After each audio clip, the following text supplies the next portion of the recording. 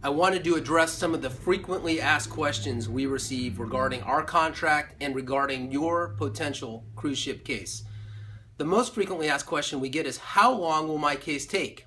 And I can tell you, I've been practicing law for nearly 25 years. Every case is different.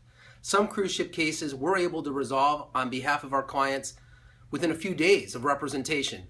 Others take longer. Generally speaking, we file a lawsuit on their behalf here in the Southern District of Florida, and these cases move very quickly. These are federal lawsuits, and they're on a program called a rocket docket, which means we're able to get trial dates and move those cases as quickly as possible. And in most cases, we're able to get the case resolved far faster than in state court or simply negotiating with an adjuster. Another question we're commonly asked is our fees. How are our fees paid?